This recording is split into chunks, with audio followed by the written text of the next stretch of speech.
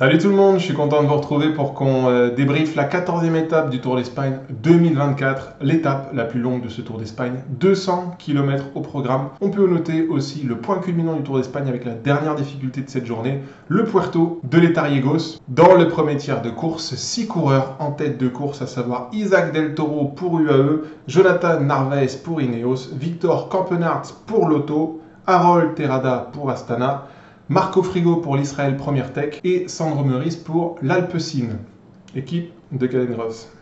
6 coureurs à l'avant, pas de Wout van Aert qui était mon favori de la journée, que je voyais remporter l'étape en intégrant l'échappée et non pas en restant dans le peloton.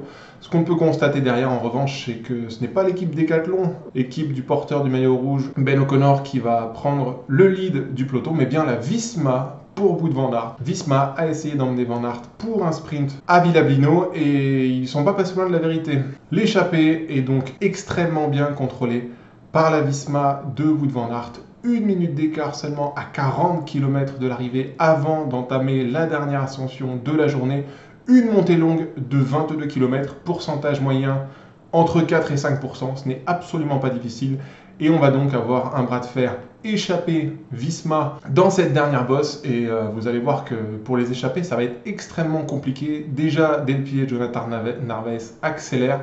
Et on va perdre la moitié de l'échappée puisque Isaac Del Toro, Sandro Meurice et Victor Campenaerts vont se relever. Seulement 3 hommes vont partir à la conquête d'une victoire d'étape. Harold Terrada, Narvaez pour Ineos et Marco Frigo pour Israël Première Tech. Derrière, Van Aert peut compter sur Robert Gesink, Jan Wijsdebroek et Steven Kruijswijk pour faire la chasse. Robert Gesink va s'écarter assez vite, mais dans le même temps, à l'avant, à 9 km du sommet, Harold Terrada pour Astana se relève. Il comprend évidemment que ça ne va pas être possible de jouer l'étape tant l'équipe Visma travaille extrêmement bien derrière. À 6 km du sommet, c'est au tour de Marco Frigo de laisser Jonathan Narvaez s'échapper seul en tête. D'ailleurs, on peut noter que Jan Wijsdebroek se relève, mais Steven Kruijswijk prend la relève. Et le dernier tiers de la bosse se résume à un duel entre Jonathan Narvaez, qui va avoir une vingtaine de secondes d'avance uniquement sur le peloton, emmené lui par Steven Kruijswijk. L'Équatorien est repris à 19 km 500 de l'arrivée, à 3 km du sommet. Visma a fait le job pour que Van Aert puisse rentrer sur la tête de course et qu'un sprint puisse se disputer à Villablino. Cependant, on peut constater que dans le peloton à ce moment-là, il y a encore énormément de monde, facilement 60 coureurs dans le peloton. Et parmi eux, grosse surprise, je trouve encore la présence de Cadengroves, sprinter de l'Alpecin, et de Pavel Bittner pour DSM. Les 3 meilleurs sprinters du peloton de cette Vuelta sont bien présents. Wout van Aert va avoir de la concurrence à l'arrivée. On passe le sommet de la dernière difficulté du jour, le point culminant du Tour d'Espagne à 1524 mètres d'altitude, et c'est Wout van Aert qui prend aisément les points de la montagne. On peut constater, information intéressante, qu'aucun UAE bien classé au classement des meilleurs grimpeurs, à savoir Adam Yates, Marc Soler et Jevine, ne viennent chercher les points derrière Wout van Aert. Donc désintérêt total de ce classement distinctif chez UAE. La descente se fait tranquillement, personne ne cherche à s'échapper. Il faut dire que c'est quasiment impossible, ça reste des pentes douces et l'inertie du peloton fait que quiconque part à l'avant, eh bien, il soit repris un petit peu plus loin parce que le peloton va plus vite sans forcer. On note quand même petit incident mécanique pour Primoz Roglic, changement de vélo avec Daniel Felipe Martinez.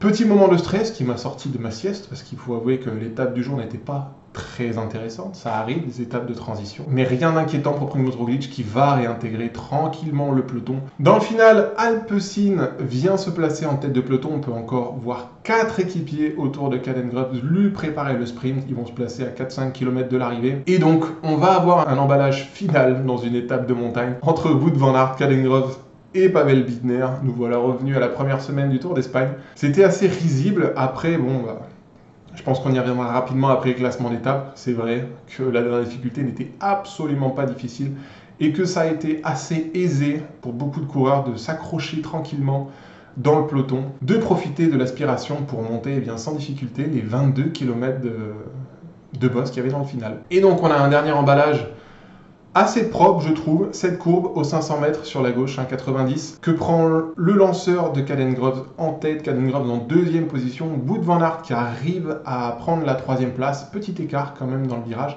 Et Pavel Bittner se retrouve lui en 4e position. Je suis pas sûr que ce soit lui, mais j'ai vu un coureur DSM, donc j'imagine que c'est Bittner. Le lanceur d'Alpecin va extrêmement bien lancer Caden Groves. Derrière, on peut constater qu'en 4e position, Pavel Bittner a beaucoup de difficultés à s'accrocher à la roue de Van Aert et va donc créer un écart. C'est donc un duel qu'on va avoir entre Caden Groves et Wout van Aert. Caden Groves lance côté barrière, Wout van Aert côté intérieur. Très beau duel.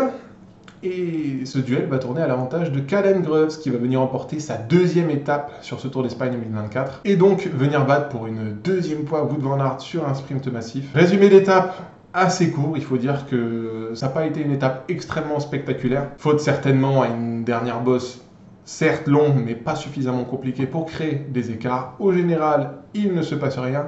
Passons tout d'abord au classement d'étape. Caden Groves l'emporte devant Wout van Aert, Corbin Strong est 3e, Matthias Vacek 4e, vous voyez, les sprinteurs ont eu la part belle sur une étape qui présentait quand même un sacré dénivelé, je trouve.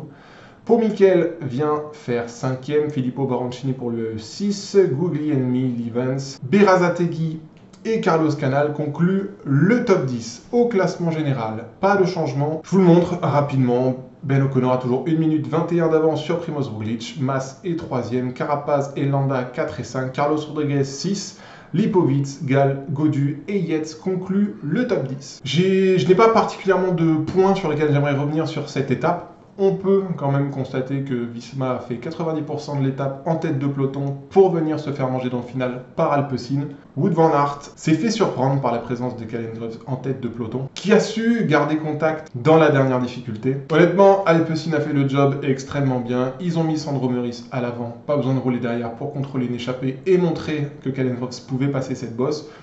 On s'accroche dans la dernière difficulté sans trop de problèmes, notamment parce que 4-5% de pourcentage moyen dans une bosse lorsque vous êtes dans les roues pour un professionnel, c'est plutôt tranquille à suivre. Caden Groves était bien accompagné par ses équipiers, ils se sont extrêmement bien placés dans les 3 derniers kilomètres. Caden Groves passe le dernier virage à 500 mètres de la ligne en 2e position dans la roue de son lanceur. Cousu de fil blanc, il n'a plus qu'à battre Van Aert qui aura fait illusion une centaine de mètres avant de s'écraser dans le final. Victoire méritée pour Caden Groves, victoire de la discrétion. Contrôler une étape pour la remporter, ce n'est pas toujours une nécessité. Et Alpecin l'a montré aujourd'hui avec brio. Bien, on peut passer au descriptif de l'étape de demain, dimanche. Étape courte, 140 km. Je vous montre ici le descriptif de la dernière bosse de demain qui va, je pense, conditionner la dernière semaine du Tour d'Espagne. Je pense qu'on va avoir des écarts astronomiques dans cette montée. 18 km d'ascension, vous le voyez, c'est par palier. Et regardez-moi ces 3 derniers kilomètres. Des pointes à 24% de moyenne. Ça va être un enfer pour beaucoup de coureurs. Et je pense que énormément de favoris craignent cette étape à raison.